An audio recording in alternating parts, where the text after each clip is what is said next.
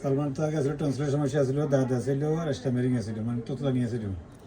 আমরা তো আসছি তো লাইনে এটা ওষুধ খাওয়ার পরে দাঁত মুখে দাঁত উঠছে নিচে উঠছে। কাশিটা আছিল, কাশি এখন আছে না?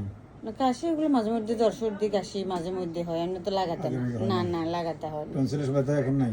না এগুলো সব সময় থাকে না, মাঝে মধ্যে। এখন আর হবেও না, দাঁতটা এখন হয়েছে কেন? হ্যাঁ কিন্তু এদিকে অতিরিক্ত চুলকানিটা একবারে এদিকে একবার বেশি। দুপুরে কি খেয়েছো আজকে বলেছে? আজকে বাচ্চা দেখি আজকে দুপুরে মাছ দিয়ে ভাত খেলাম। গুড। আজকে দুপুরে মাছ দিয়ে ভাত খেলাম। গুড। এখানে কিভাবে আসছো? চেম্বারে কিভাবে আসছো বলেছে?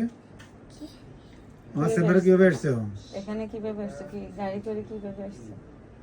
গাড়ি করে আম্মু আব্বুর লগে আম্মুর সাথে আসছে। আম্মুর সাথে আসছি।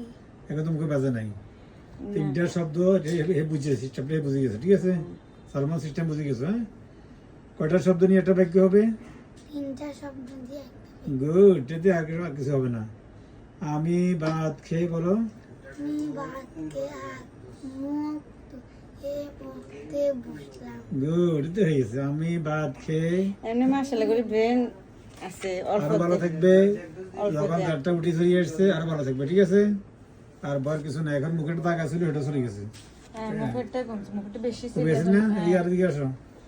বেশি ছিল এখন। মুখের দাগ এটা সব খাওয়ার পরে উঠছে। হ্যাঁ একটু বড় উঠছে, দুই সাইডে উঠছে।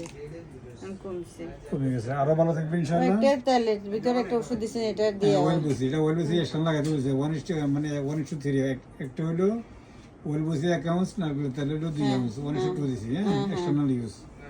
আর দেওয়া হয়েছে কোস্টিগ্রাম প্রোপেট আর সালপ্লেবাম 207 দিন পরে একবার। আর ভালো থাকবে। যে সে যে স্টাইলের কথা বলছি, এটা হলো চিকিৎসা। আর এখন নতুন করে জানতে পারলাম থানকুনি ব্যথা আছে না? ধান কোন পাতা? আদারি হ্যাঁ আদা রস খাওয়াই মাঝে মাঝে। আদার রস। হ্যাঁ, আদা রস কোনো খেয়ে খাওয়ার নাকি উপকার হয়, আমার এক ডাক্তার বলছে, হাসান জানি না। তাহলে থানকুনি ব্যথা অভ্যাস করাবেন। আর সে যে স্টাইলে এখন কথা বলতেছে, তিনটা শব্দ নিয়ে একটা বাক্য, এটা বলবে, কথা স্লো বলবি, হ্যাঁ? কথা কি বলবে? কথা তো মানে করে দৌড়াইতেছে এভাবে, মানুষের দৌড়ানোর আগে কথা দৌড়ে। না এখন তো এর আব্বু আজকে মানে 6 মাসের ভিতরে, মানে আপনার ওষুধ চলের ভিতরে আগে তো কথা বলছে, এখনো কথা বলে, মানে কি কয়, মানে আমি যে ওষুধ খাওয়াইতেছি বাচ্চা কি কয় এটাই বুঝে না, কেউ বুঝে না। কি ওষুধও তুমি খাওয়াইতেছো, কথাও তুমি বুঝতেছো, কিন্তু আসলে কি কয় এটাই বুঝে না। সুন্দর কথা বলছে না, এ তো এরকম করে কথা বলে না, শুধু আপনার কাছে আসলে এরকমের কথা বলে। আর এটা আমার কাছে ঠিক হয়েছে কেন, হ্যাঁ? বাড়িতে তো মানে মানুষ দৌড়ের আগে কথা দৌড়তে। এটা কথা স্লো বললে আর ঠিক হয়ে যাবে ইনশাল্লাহ, ঠিক আছে?